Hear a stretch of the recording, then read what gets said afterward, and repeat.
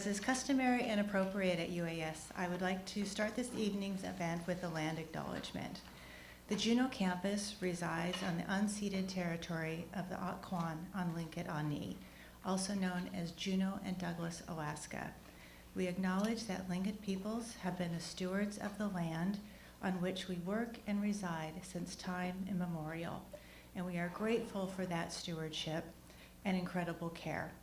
We also recognize that our campus is adjacent to the ancestral home of the Taku Kwan. We commit to serving these people with equity and care. We recognize the series of unjust actions that attempted to remove the Acclaimed from their land, which included forced relocation and the burning of villages.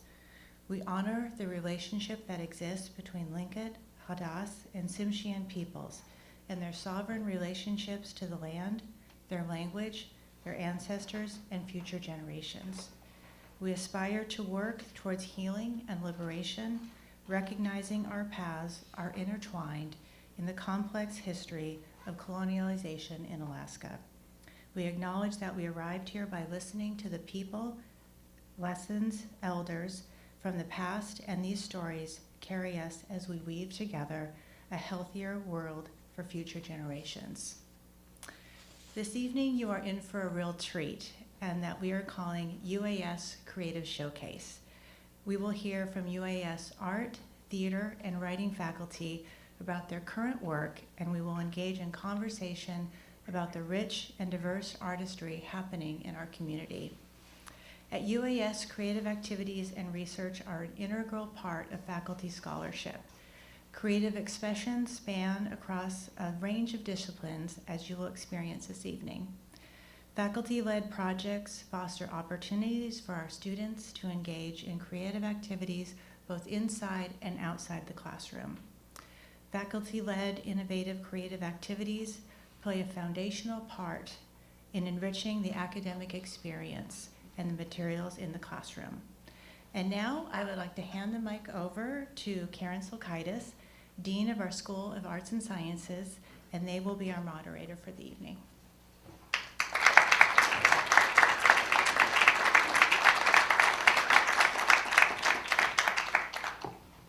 Iwan wasaiti yak e chwasatini, tleka chenach Carin yu hot duasach, isanga acht ashku yatsa aya, tlingit yu hatangi stu hatu. What I said to you just now is, hello, how are you? It's so good to see you. Through the white person's mouth, I am called Carin. And also I told you that my Tlingit nickname is Isanga Acht, which was just given to me by Chodne Lance Twitchell. I'm so thrilled to be with you tonight and to moderate this event because I love bringing creatives together, and I felt so welcomed here at UAS as a creative, not only by the faculty here and the staff here, but also by the community. I've got the Perseverance folks here. Thank you for coming. There's other community members I recognize. I even see my newest favorite future UAS student, a UAS scholar. Hi, Aubrey. So we've got lots of people that I recognize out there already, and I felt so welcomed, and lots of people asking about my theater career and what kind of work I do as a creative. And then when Emily said we should get creatives together, I was so honored that you said you wanted me to be a part of it with you, faculty, up here presenting. So thank you for that honor.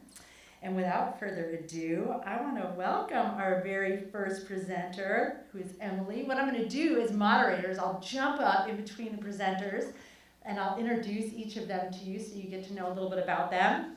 And then our provost will jump up and introduce me because I think introducing myself is weird.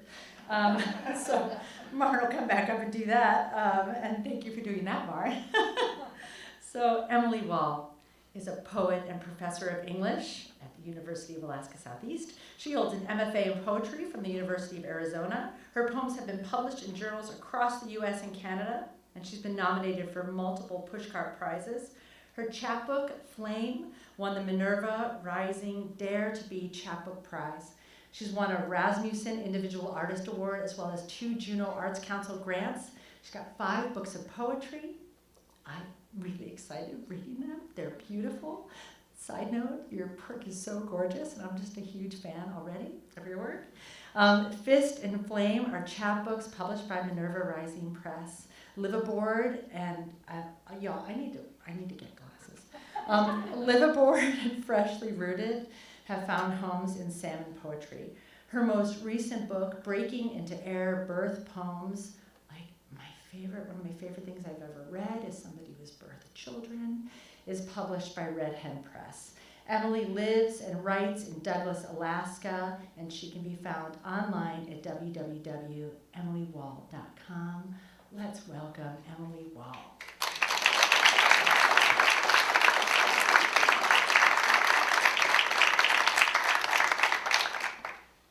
Thank you, Carin.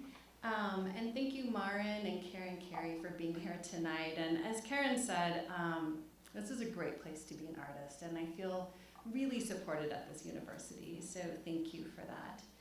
I also want to thank my 4 favorite feminists who are sitting right there, my husband and 3 daughters who are here tonight. And I especially want to thank my students. I have some amazing students in the room right here. They are doing such cool work, y'all. And you're going to see them up here one of these days, too. So I'm going to read tonight a little bit from a book that I published this year. This is a chapbook, so it's a tiny book. And it's part of a trilogy of 3 chapbooks that I've been working on.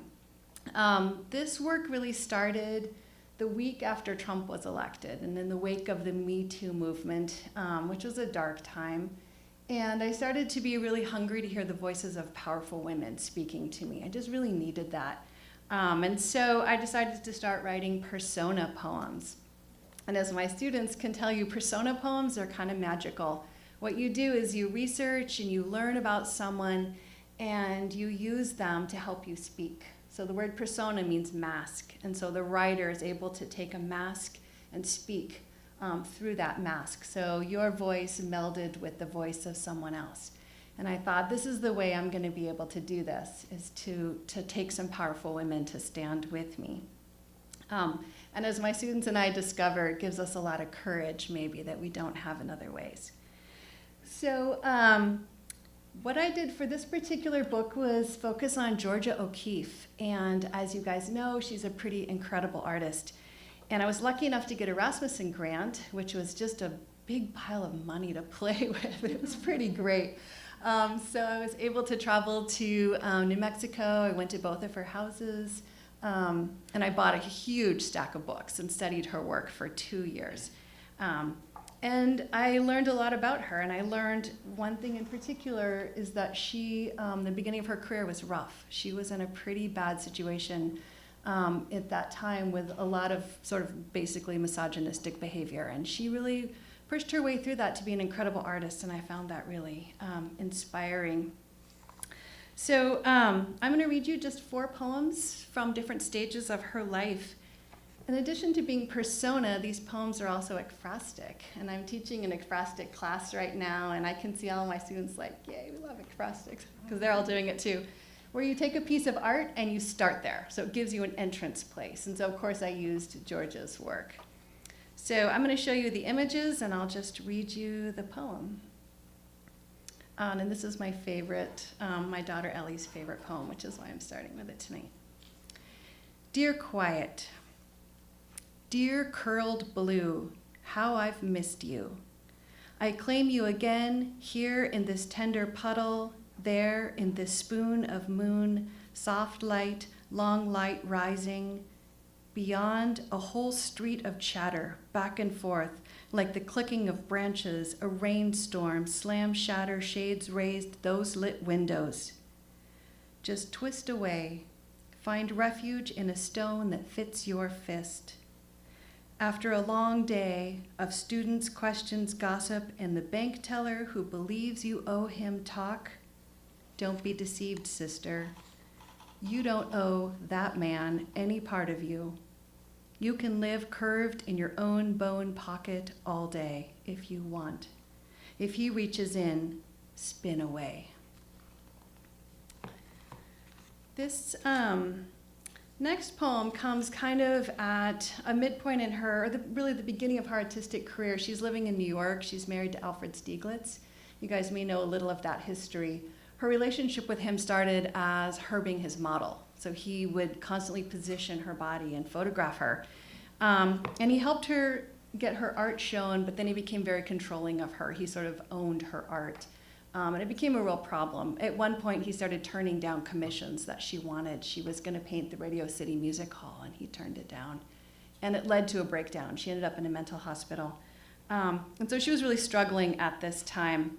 And he started bringing more and more models into the house, and that was really problematic for her. And in this period, she's painting flowers, which you guys all remember from her work, and a lot of fruit, a lot of fragile things.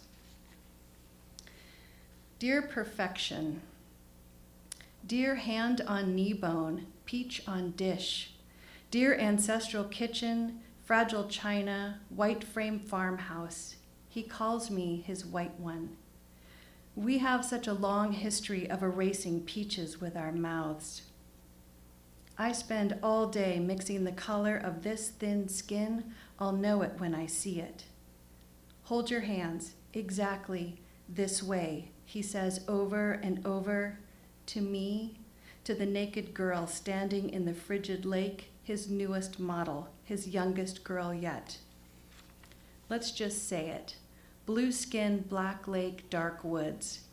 Once upon a time, there was a girl. Once upon a time, I spent 4 days perfecting the blush of a peach. Ah, I see it now. Perfection, dark pit on a white plate. So Georgia moves to New Mexico, where she spent the rest of her life. So she bought a house at Ghost Ranch and later a house in Abiquiu. And Stieglitz wrote her the rest of her life, asking her to come home. There's a big book of their letters. And they maintained their friendship, but she never went back, even though he sent her letters up into his death, asking her to come home.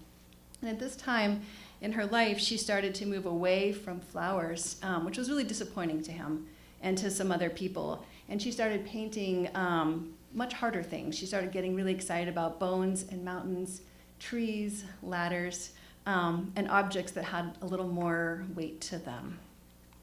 So this is Dear Thin Air. Evening sky, largest quiet, deepest canvas, dear rungs to that blue door. Tonight, I wait for a friend, the stones of the patio cooling. I feel better when I put my hands on these solid sides, on the ribs of this rising. If you look hard enough at the moon, it will outshine the stars, those holes through which his letters drop, suddenly. Please, my little one, my white one, I need you. Come back down, please. Of course, it's the grip, hand on rung bone. It's the looking up. Tonight, I wait for a friend, the stones of the patio cooling, my feet arcing into darkness. Oh, forget whoever it is you are waiting for. Tonight, here is a ladder, half bright with your climbing and half dark with your promise. And I'll just read one more poem. Near the end of her life, she became really obsessed with rocks, which I love. Rocks are very important to her. And I was lucky enough to go to Abiquiu, and there's rocks all over her house, like these curated piles and rows of rocks, and I found that really amazing. And she wrote a lot about rocks and spirituality. She had a lot of interest in there. And this poem's based on a true story. She knew this guy, and he had this rock, and she wanted this rock. And so she asked him for it, and he was like, nah. And she's like, no, really, I want your rock. And he was like, nah. So she kept bugging him. She kept asking him, and he was like, nah. So finally, they had a big party, and there's a bunch of folks there, and they were all drinking, and he's like, all right, check it out, guys. He's like, I'm going to put this rock on the table. Let's take bets and see if she steals it. And everyone's like, okay. So all the guys, like, go off to the kitchen, and, like, she instantly steals it, puts it right in her pocket. I love that story about her.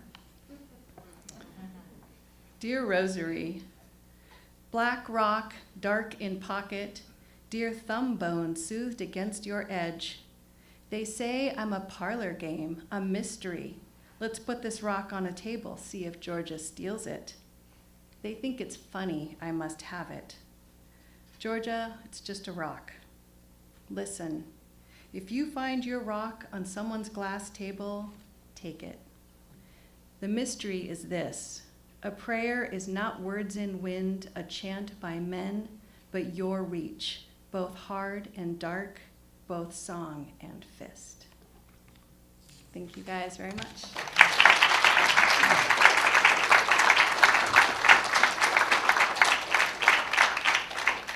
Thank you, Emily. Y'all, I found reading glasses. It's really good for all of you. I'm so happy to introduce Bonilyn Parker. Bonnie is a teaching artist living and working on Tlingit, Ani, as an adjunct professor at UAS. Born and raised on the ancestral lands of the Dena'ina, she discovered her love of clay in Southeast Alaska in 2004.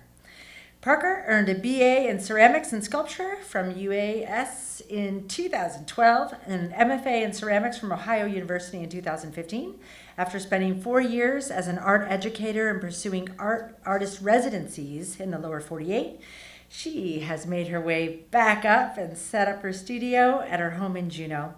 Working primarily in porcelain, Parker creates playful vessel forms utilizing a variety of building methods and techniques to explore the spaces that exist between maker and user, disposable and reusable, sentimental and material value.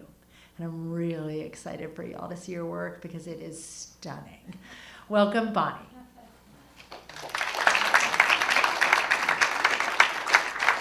Thank you.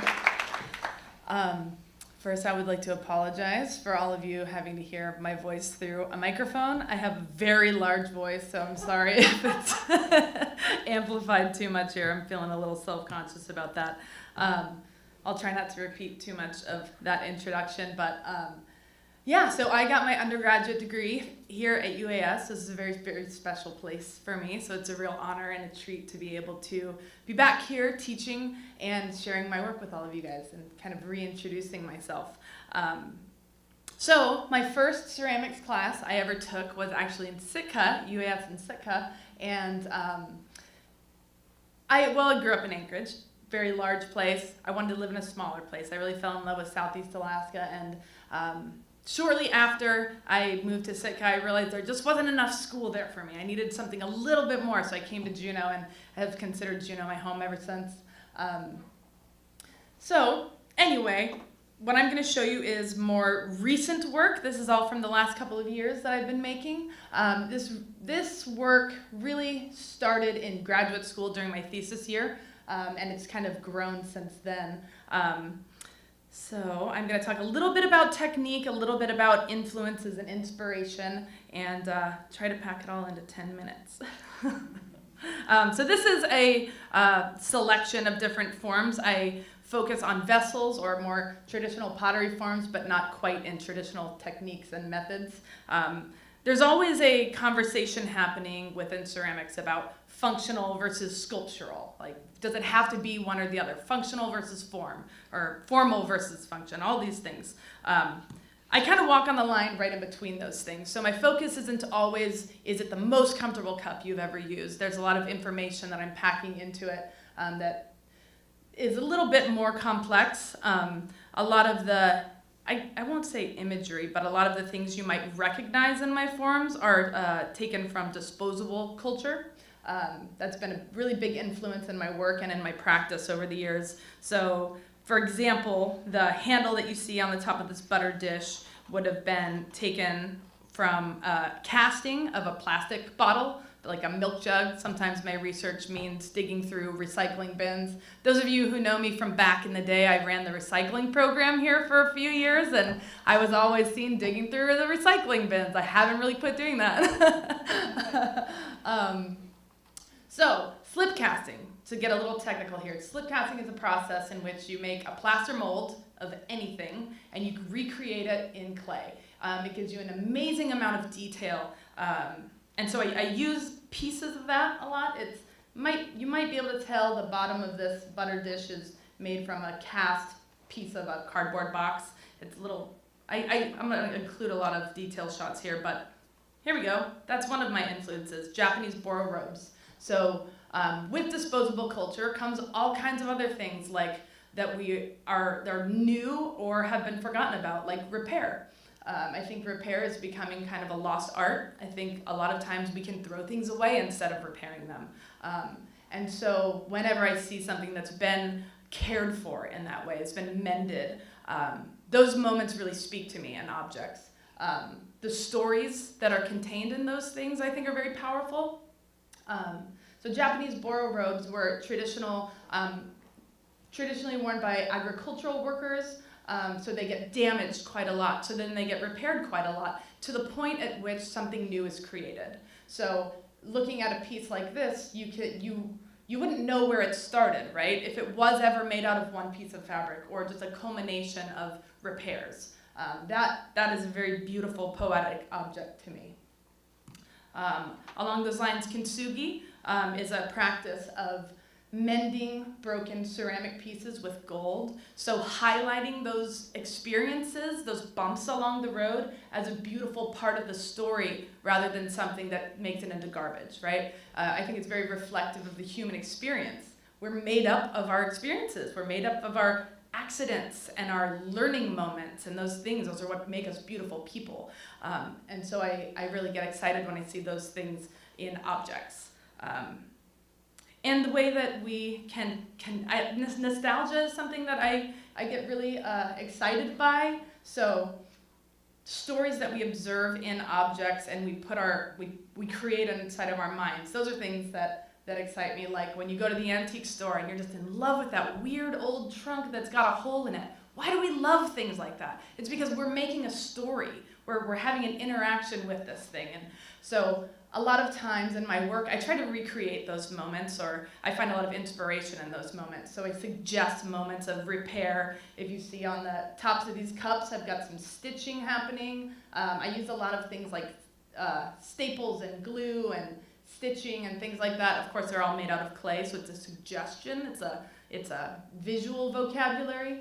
But yeah, so in here we've got a lot of different slip cast pieces, some slab built pieces. A lot of the textures you see are taken from styrofoam, paper, newspaper, cardboard, bubble wrap, things like that. You might recognize the little pie tin lid hat on my little teapot there. So slip casting is such a fun process for me because it allows me to bring in so much detail that you really can't just carve by hand. Maybe some highly skilled makers can, but I certainly can't. I can't make those things up. So there's a detail shot of the bottom of the side of that teapot. So really an amazing amount of detail you can come up with this process.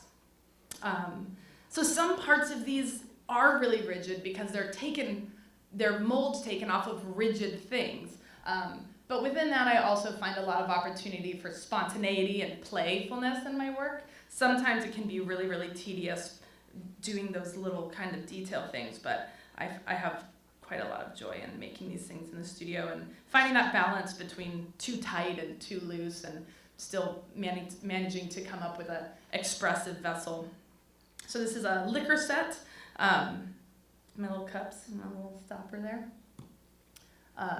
So this is a good example of the kind of detail that you can get with slip casting. So this would have started with me eating a plastic bowl of chopped up melon, if anyone recognizes that container there with the label on the bottom. You can see the ripples in the paper. You can see the tear mark on the edge of the tape. That is endlessly fascinating and satisfying to me.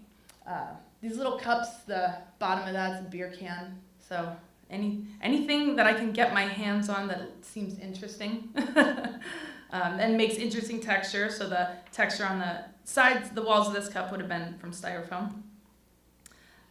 So this is a water pitcher and cups. So I've got some, some of you might be wondering about the little thread-looking things. Those are actually clay. It's probably the most tedious thing that I do that's going to make me sound like Carin when I say, somebody give me some glasses. It's a little frustrating, but incredibly satisfying when it does work out. The bottom of this cup is a slip cast piece of styrofoam that I very meticulously pulled apart until it was round enough to work for my purposes. And bubble wrap, really obsessed with bubble wrap. There's so many cool kinds of bubble wrap now. Like the pillowiness of it, the inflated, there's quilt shapes. Quilts are another thing that I'm very inspired by. Patchwork quilts, I think, I assemble my work very much in a collage or patchwork kind of a fashion. So I just love that bubble wrap anyhow. Another thing that I love about ceramics is it's very community oriented. From the making to the using and the sharing of ceramic objects, we really lean on each other as educators, as students, to learn these processes. It's thousands and thousands of years of education passed down that culminates in being able to create something like this. You know, this is not something I could have ever come up with on my own without the influence of so many educators and peers helping me along the way. So also with the process, you need friends to help you fill up these big kilns and fire them and all that stuff. So it's really very community oriented. Sorry, this is late in the day for me to be talking to a group. Very community oriented in the creation of these things and in the sharing, right? We don't bring out the fancy china when we're having dinner by ourselves, right? These are fancy objects. They're for sharing. They're for sharing with each other for those gatherings and things. So it makes sense to me to display them in this sort of fashion. A lot of times when I'm participating in exhibitions, I'll make a big table and set all the places for it. It just kind of feels right for me in my work. And so this is from a show a couple of years ago that I did at Gallery 1 Visual Art Center in Ellensburg, Washington, a place where I was managing the ceramics program for a couple of years. They had a beautiful gallery space. It was really big and let me put a giant table in there. And I thought, it would be a shame to pass up an opportunity to not have a meal at this table. So we had a really fun event where we had, I think it was supposed to be only 12 seats, but then we stuck in more people at the end. And we had this really wonderful dinner event where I worked with a local chef. And this photo was taken from the upstairs mezzanine looking down on the gallery during the event. And then everybody was able to take home their pieces at the end of the night. It was really fun and wonderful to collaborate with a chef on presentation and things like that. So I get really excited about that. And then I get to see these stuff in action. We get to all talk about it and share it. And that was a really, really special experience for me. So there's just a couple more pictures of a little bit of pottery in action. And if anybody's interested in upcoming events that I have, I am cooking up a little bit of a dinner event idea. So if anyone wants to talk to me after this, I'll give you more details about it, but we're still kind of trying to figure it out. Anyways, cheers.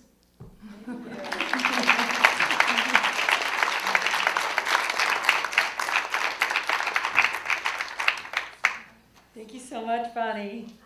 And I'm thrilled to introduce you all now to Carin Maier. Kevin has been at UAS since 2004. He coordinates the Environmental Studies program and teaches a wide range of classes in writing, American literature, and the environmental humanities.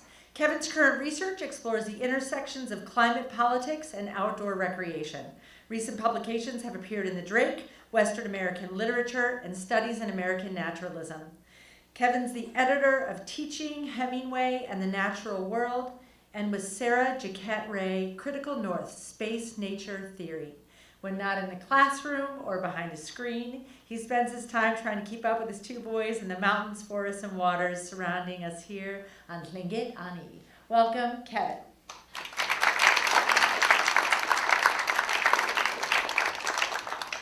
Thanks for that, Carin. So yeah, as you heard in that introduction, most of the writing I do is scholarly, which is to say I write about cultural and environmental trends, about films, novels, and stories, and so I feel a little bit like an outsider here. I don't necessarily think of myself as particularly creative, but I'm honored to be included on this panel.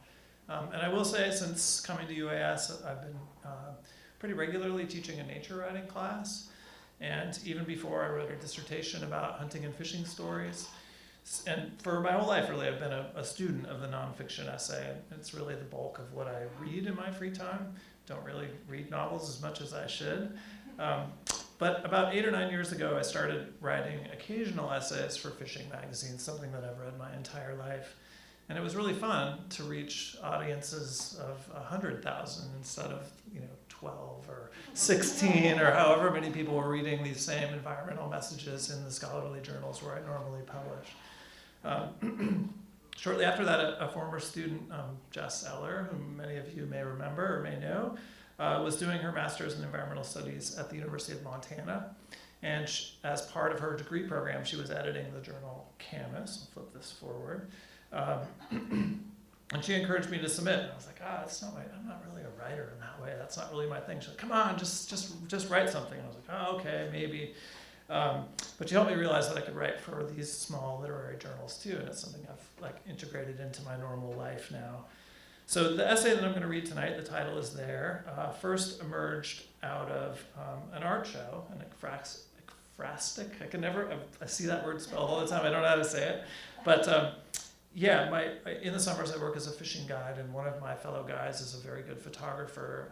His name's Mark Hieronymus, and he gave his friends a portfolio of all his photographs and said, all right, respond to these with whatever art form you want. And so for a month in the Jack, there were a series of his photographs, mostly of fish, we're fish people, and there were sculptures and paintings and fabric art, and in my case, a single paragraph that hung there for a month. And I was surprised how many people actually saw it and came and said, hey, that was cool. I saw your piece there. So I enjoyed that. In both instances, both the short piece and the one that I'm about to read, I've retained a decidedly sort of polemical approach. So we can debate in the question and answer whether this constitutes something that's creative, and we can start arguing and I'll feel a lot more comfortable. But so here's the photograph. Oedipus Oncorhynchus Quita, a response to Mark Hieronymus's photograph, August. The eyes are always the first to go. August's colonies of gulls and terns squabble over the nutritious orbs, swarming creek mouths and spawning beds to feast on the sudden wealth, sometimes plucking both eyes from still swimming chum arriving in mass to do their final deed. By April, all that will remain of these salmon are the bleached out jawbones, J-shaped and sharp with incisors. These sturdy mandibles emerge from stubbornly melting snowbanks, just as skunk cabbage punches through thawing earth here in the riparian zones of southeast Alaska's temperate rainforest. Like the delicate vertebrae and potato chip-sized gill plates washed out to sea with spring freshets, jawbones litter the intertidal zones too, becoming play knives for spring's mittened children with eyes sharp enough to spot the toothy bones on the banks and among the driftwood and popweed. Reminders of summer's abundance, harbingers of what will soon return, these bones stand in for a system that has sustained life here for thousands of years. As August flesh is torn away from bone, fertilized eggs cling to the same recently dug gravel where these bodies come to rest. Sustained by their parents' flesh and fresh water coursing over them, tiny-eyed globes of eggs become alvin. Egg sacs absorbed, alvin become fry. Fry swim up out of the gravel, flushing out to richer, salty environs. As August's death brings wild spring rebirth, avian and piscine predators gather again, this time to snatch up the inch-long fry on their outmigration. Welcome protein after a lean winter. Fry that survive the gauntlet of gull and dolly venture out to sea to fatten up before returning to restage this same gory freshwater spectacle, annually replanting our watersheds with life-sustaining energy. To be sure, the flesh and bone not consumed by their offspring is absorbed through the autumn and winter, marine-derived nutrients literally becoming tree, bird, bear, boy. shadows of salmon embedded in the DNA of everything here in Southeast Alaska. This seasonal spectacle of blood and gore courses through all of us, annual reminders of our own fleshly limits. Well, I prefer to imagine this wild summer scene as yet another act in this seasonal drama that's played out again and again over millennia.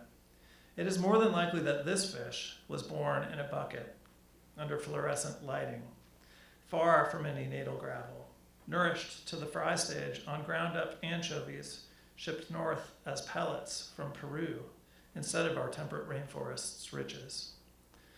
Very few adipose fins are clipped here, so only an expert examination of the otolith bone can determine this chum's point of origin, a physical pattern baked into his phenotype by a heat regime and incubation, the only tell of his hatchery life history, and visible only to those with time and microscopes. Like his cousins filling the gill nets of the commercial drift fleet or washing up post-spawn on one of our many short freshwater systems like this one, odds are that this fish was bucket bred. Unironically branded as wild Alaska salmon by the marketing experts, hatchery chum certainly pay the bills now, but those with an eye toward history can't help but see Washington and Oregon's century-long failure with manufactured salmon in a fish like this one. Indeed, hatcheries appear in virtually every postmortem of the human failures of salmon throughout their former range, one of the dreaded 4 H's of the familiar story of salmon decline. If hatcheries are as bad as their destructive cousins of harvest, hydro, and habitat, why aren't we worrying about their impact here in Alaska? If salmon are the king of fish, who's to say that this one isn't our own rotting Oedipus, eyes gouged out to reveal our own human hubris? Thank you.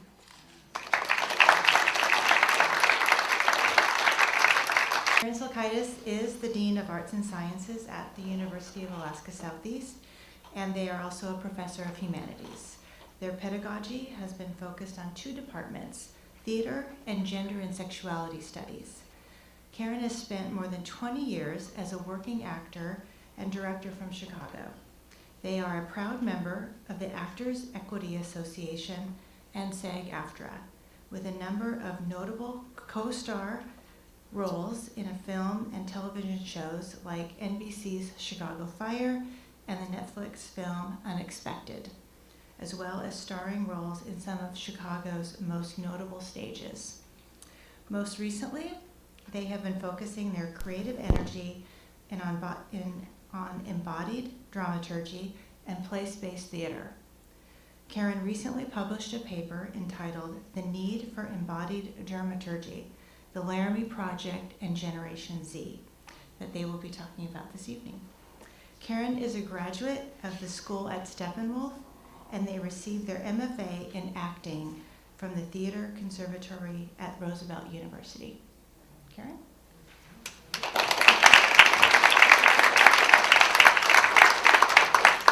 Thanks, Maren. Okay, that was loud.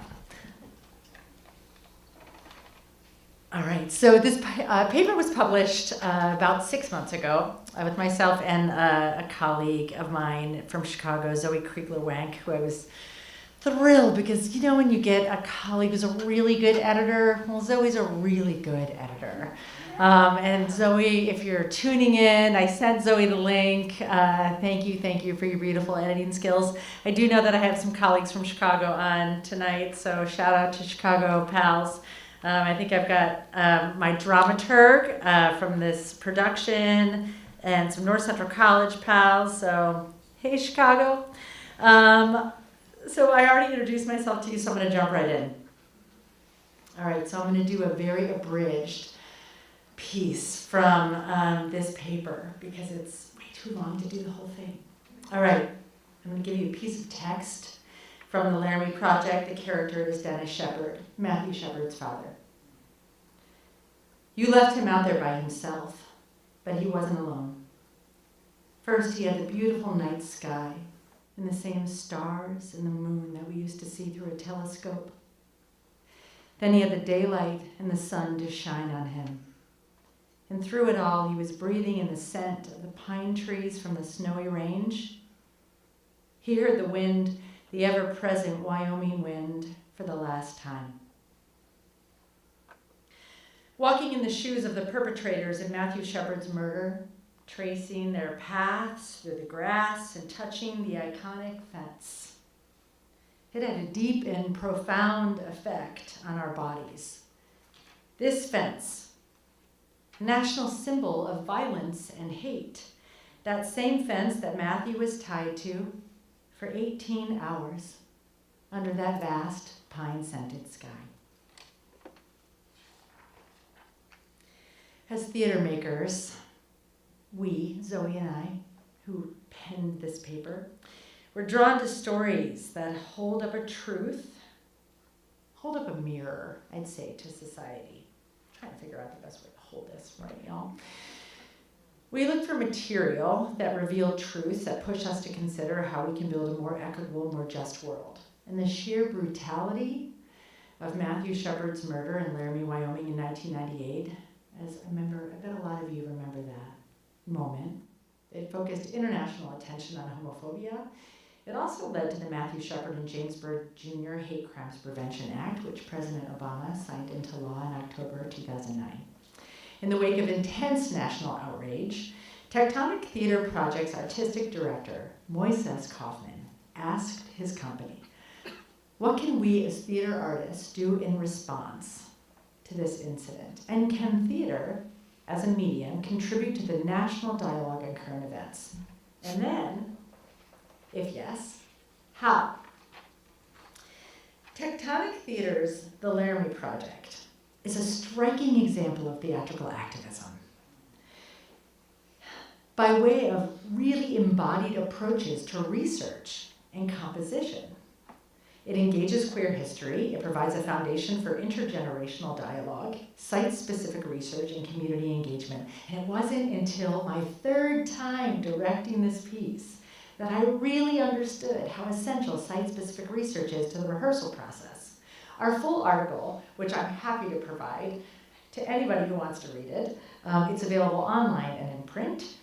And it maps my experience through the Laramie Project from my first engagement with the text, my first time directing it, through this third production, which was a 20th anniversary production, that revealed to me the importance of this embodied dramaturgy in fostering intergenerational dialogue with regards to LGBTQIA social histories. Okay, so 20 years after Matthew Shepard is murdered, I decide to do this 20th anniversary production. I introduced the material to a group of undergraduates, and as I listened to the cast read these characters, I was struck by the stereotypes that were presented to me. Inadvertently, of course, right? But I noticed right away that they didn't seem to feel much for these people. They were kind of presenting this like Hicktown, who murdered a gay kid, and they put on these voices. And so I had to question my cast and dig a little deeper. So I prompted them a bit, like, you know, what was happening, this kind of lack of emotional connection to the material. And one of my cast members from 2018 says, everybody's queer now. It's like not a big deal. Okay, so now as educators and artists, we look forward to the reality that maybe, you know, the physical and emotional violence is maybe relegated to the past, right? And yet, it's easy to jump to privileged generalizations based on geographic location, socioeconomic status, and political affiliation. We begin to position our liberal urban perspectives in opposition to the perspective of those who come from conservative or rural roots, thus creating a dichotomy that promotes an either-or mindset instead of acknowledging a spectrum of experience and identity. So how do we celebrate significant progress in acceptance of LGBTQIA identities while simultaneously acknowledging that things are not actually better for everyone? It was Guy Debord who articulated a form of artistic and political research that began with wandering through a cityscape. I'm going to quote Debord, who says, "The derive may lack a clear destination, but it's not without purpose. On the contrary, the deriver is conducting a psychogeographical investigation and is expected to return home, having noticed the ways in which the areas traversed resonate with particular moods and ambiances. He said, to understand why something happened, you have to enter into conversation with that place. And I decided right then and there, we're going to Laramie, Wyoming. The cast was going to walk through that town, and they were going to talk to the people, and they were going to walk through Shepard's final night in Laramie. And they were going to sit at that fence, and they were going to listen to the Wyoming wind, and they were going to breathe in that night sky. And I wanted them to take it all in and to engage themselves more deeply so that we might have a more genuinely intergenerational collaboration and achieve a more nuanced production that respected the stakes of history. We arrived in Laramie. The first person we encountered was a server at a local restaurant who regaled us with stories and said things like, Laramie's not that kind of place, where people hate on people for being different. And we all looked at each other because that was literally a quote out of the play. We headed to the hotel noticing that Big Sky Country was aptly named. It seemed as if the deep blue sky would swallow us whole. And then it came time for us to travel outside the town and find the fence to which Shepard had been tied and left for dead. We pulled over to the side of the road after encountering a large, angry sign scrawled in red paint that said, "Private property, do not enter." And we knew we were in the right place. And then we met Don, and Don lived next to the man who owned the fence, that property, and he said that his neighbor, Shotgun Larry, still owned the property, and according to Don, he would shoot before asking any questions. Needless to say, we were thankful that Don was going to get us permission to enter. We were also thankful that we were able to spend time at that fence. It affected us deeply and profoundly. Our composer, Chris Kent, wrote an original song from the perspective of Matthew's mother, Judy Shepard. The lyrics swung seamlessly between imagery of the Wyoming landscape and Judy's journey from grief to hope. As a companion to the song, Chris recorded hours of the Wyoming wind. That particular sound, the sound of the wind, was so very powerful right at the fence. It's something I'll never forget. And the wind appeared all the way through our production.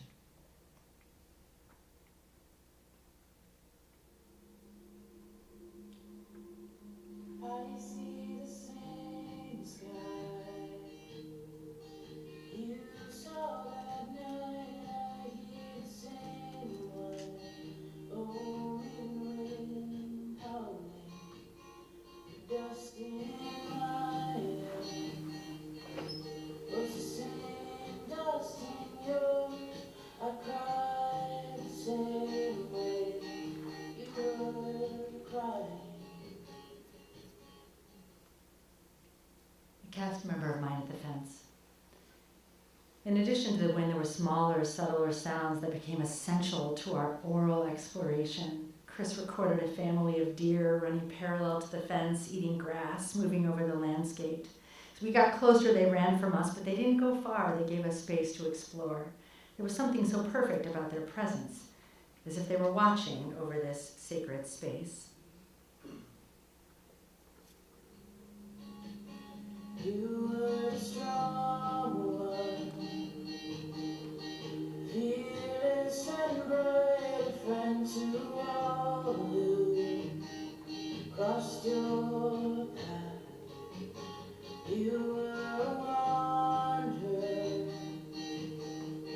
gentle and kind, a son and brother, a voice for these times. The second time we visited the fence, there were only 4 of us. 2 of my students' flights got delayed, so Chris and I took them back to the spot. The deer were there again. Chris recorded their movements. It was magical, a spark of hope at the sight of a tragedy.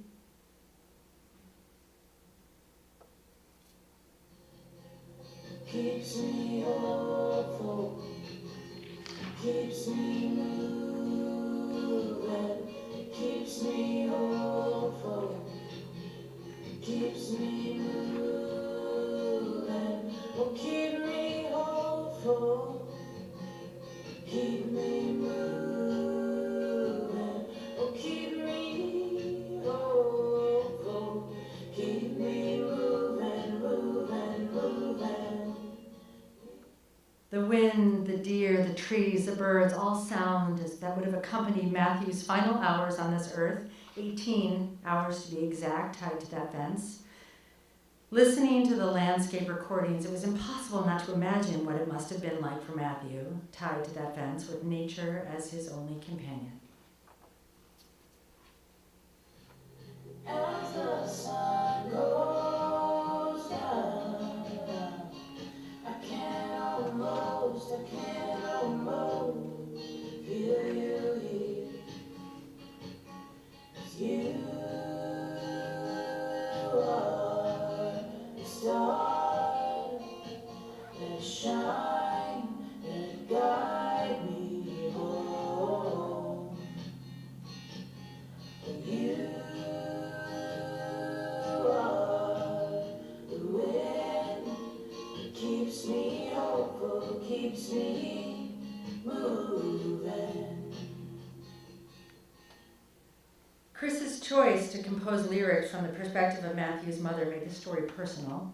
Chris also recorded audio from the police station, the courthouse. They recorded the busy workaday symphony of Poudre Valley Hospital and the bustling chatter of a local cafe. Creating music and recording the sounds throughout Laramie reminded us to take time to pause and listen to our surroundings. We found the emotional core of Laramie when we took time to listen with all of our senses. Our trip to Laramie as an ensemble gave us an inkling of a process worth further exploration and reminded us of the importance of considering the actors' bodies in conversation with place.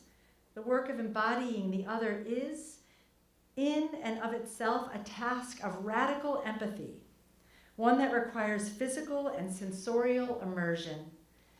This engaged artistic approach, most importantly, helped bridge the generational gap between my students and Matthew to feel the stakes of tenuous, shaky social gains that the LGBTQIA community has made over the course of several decades. When we performed our 2018 production of the Laramie Project, I invited my cast from the 2008 production 10 years prior.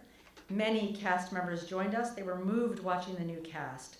They all reported how they wished they had gotten to travel to Laramie and do that kind of embodied dramaturgical work. They spoke beautifully at the talkback about what had changed in our world, what had remained the same. This kind of dialogue prompted, again, an intergenerational connection that deepened student learning, alumni relationships, and the sensory and intellectual experiences of community members.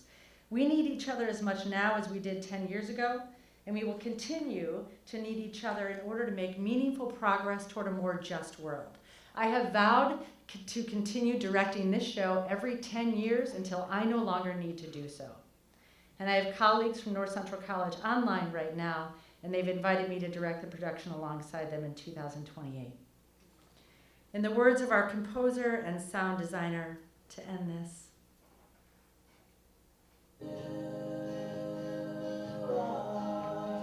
Stars that shine, that guide me home. You are the wind that keeps me hopeful, keeps me moving. thank you.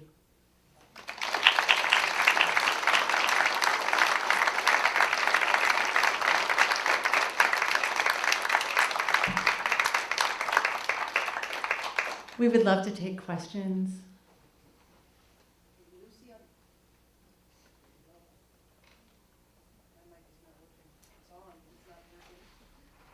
Lucy on the other end has a mic for questions. And I have one, but it's not working. I'm happy to, I can see you, take questions, I'll point, we can guide the mic.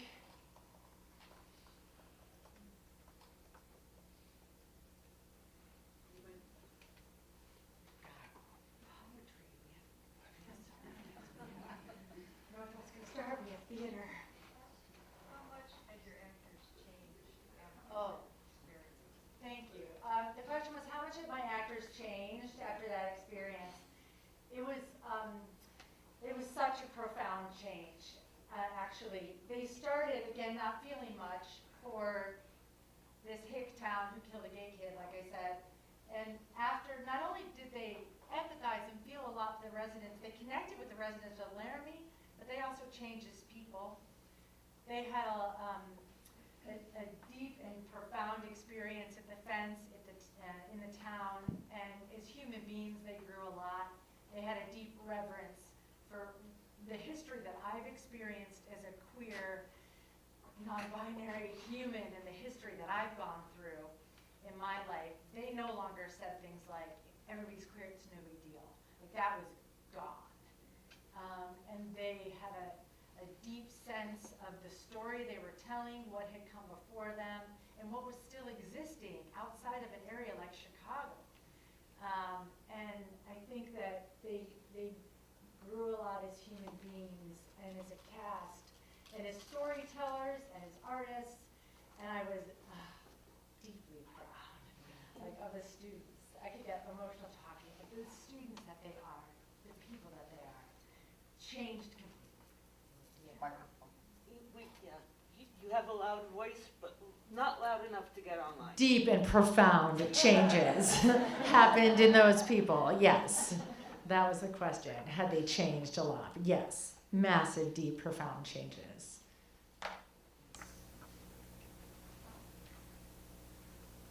This was great. Thank you all so very, very much for doing this. I wish we could have more events like this where faculty could share some of the work they're doing. You're all amazing. And Kevin, I think you might want to take some lessons from Emily, because you're very close to being a poet. That was truly amazing, so thank you. You have one question? Thanks, Carin. I'll admit my ignorance here. Emily, could you please give us some context into Georgia's story and why she was so powerful? I must say that I really love that picture of the painting Ladder to the Moon. Gosh, I could look at that all day. Thank you. I could kind of look at that one all day too. That's a great one. Actually, this might be a better question for like Bonnie or Carin.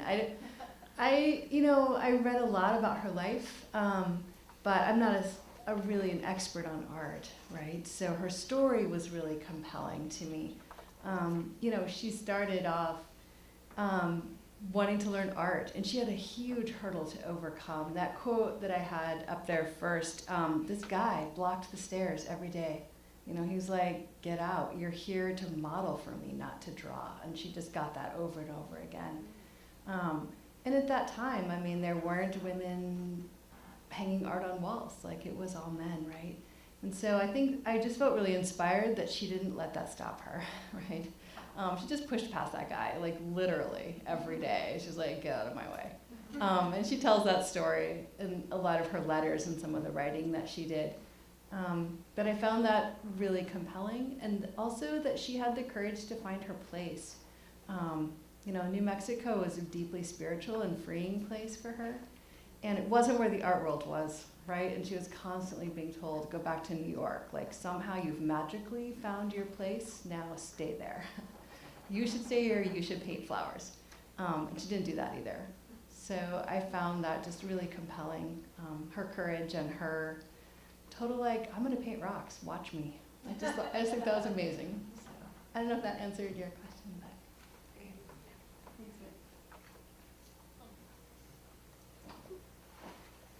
Any other questions?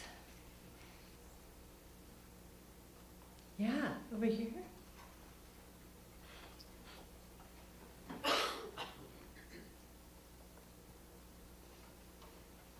I remember when you were applying to work here, and I thought how wonderful someone with theater coming here, and then I just ached it. How can someone who's that engaged in theater come to a university that isn't really doing theater in the program? And I'm wondering if you have hopes that could re-emerge here, or Such a great Roll question, back. thank you.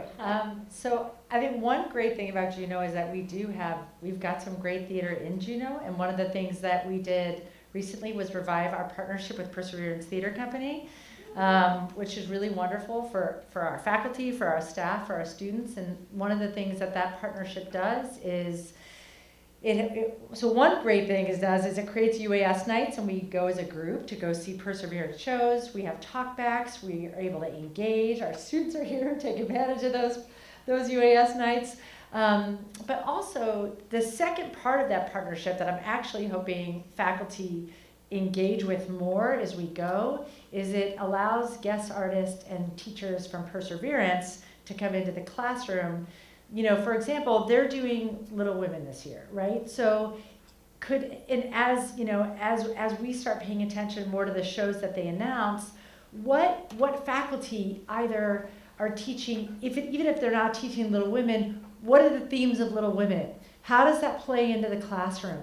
And then can a guest artist from Perseverance come into the classroom and work with the students, right? So I think as the relationship flourishes, what more can we do with Perseverance? Also, I won't name the faculty in the room that are here, but a couple faculty members have been asking me to teach a theater class, and asking, we still have theater classes on the books. Could that, as my role progresses and I get a little more comfortable, I'm only in year 2, make space to do something like that, right? But could I, in the meantime, do some one-off things? Either with Perseverance or with UAS or in collaboration? Could there be a weekend workshop? I could totally handle doing that, right? Even with my current workload. Could I, are there ways to bring, and I've had students ask, right? So are there ways to slowly start doing some things in our spaces that are theater related with our friends? Yes, of course there are ways to bring theater. But do I see right now starting a theater program? Honestly, right now, no. That's not, so that's why I reached out to Perseverance and tried to figure out ways to, theater will always be in my life. I'm a theater artist at heart. So I think eventually I'd like to deepen my collaboration. I'm sure there's a day that I'm gonna do something with Perseverance. But Leslie, she's already said, so hey. So at some point I'm sure that will happen. And I think there's ways to do things on our campus that we just haven't discovered yet. Right? We'll let you unpack.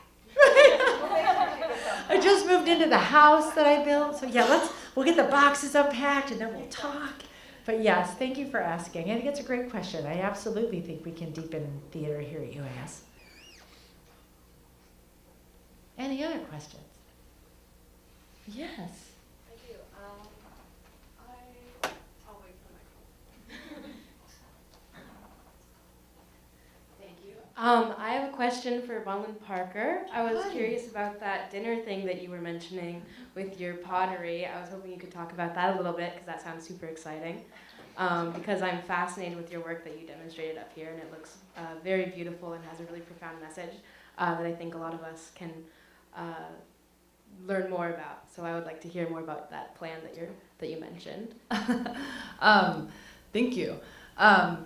Well, it's really in development at this point. I have reached out to a local chef that I'm a big fan of, Amara Enciso, if any of you know her.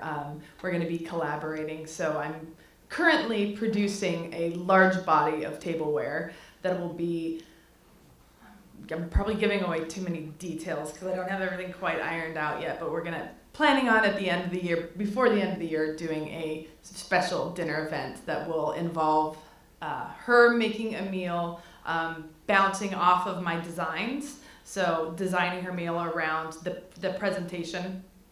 And it will be at the Jorgensen House is what we're looking at, if you guys are familiar with that venue. And the part of the ticket price will involve, I think, I'm not nailing this down, but it will involve you getting to take home the dinner plate.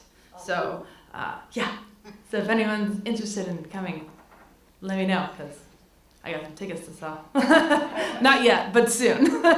And then there'll be additional pieces that'll be available for purchase as well, with small plates and bowls and things like that. So you could go home with a lot or a little, but everyone's going home with a dinner plate. That's my plan right now, at least. I'm still a little flexible in the planning process, but I think it'll be a really special evening. And unfortunately, what that means, it's not going to be a show that's open to the public that everybody can come and see, which I hate that.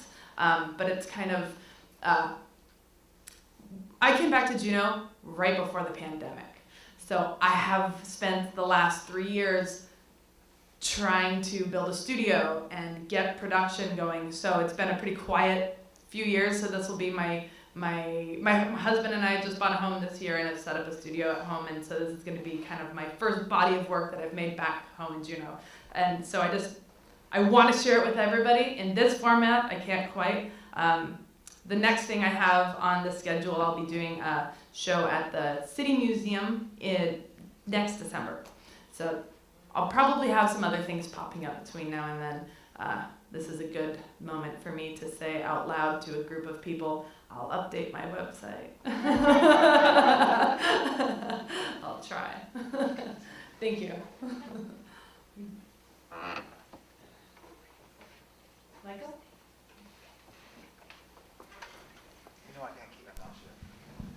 Question? I do have a question. This is again for Bonnie.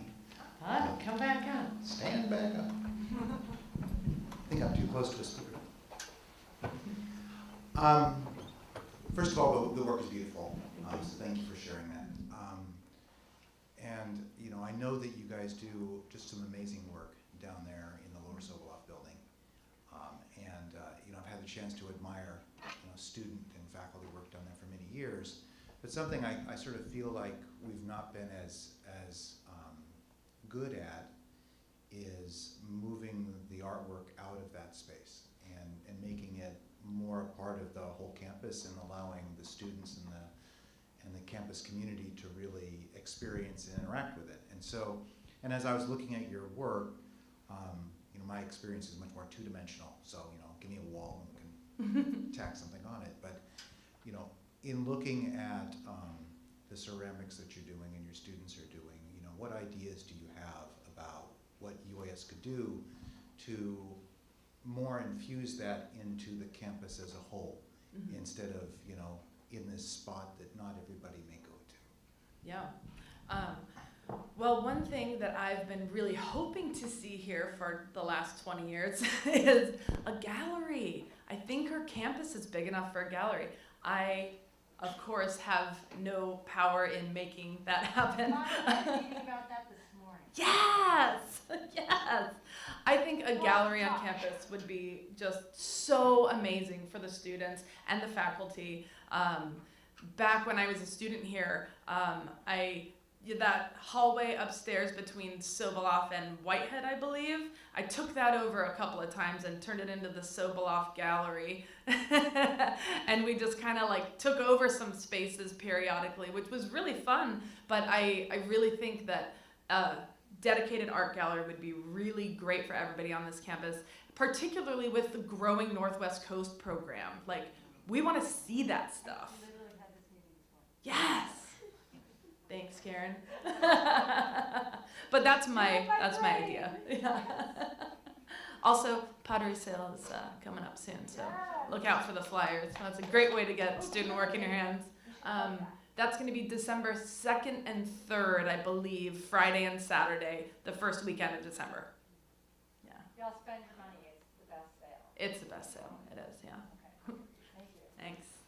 I love that Bonnie just said that. Sometimes when faculty say things like, and I had just had a meeting brainstorming about the exact same, it makes me I'm ridiculously happy right now. I had a meeting about that, the thing you just said this morning, trying to brainstorm where that space could go. Okay. Do we have, thanks for asking that question, Michael. Do we have another question? Also, I just saw you back there from Theater Alaska. More theater. Hi, Theater Alaska. I just had another really fruitful meeting recently with Theater Alaska, talking about another collaboration with UAS. So just so you know, more theater conversations happening with the university. Any more questions? Going once? Going twice? All right. Thank you all so much for what a beautiful attendance we had tonight.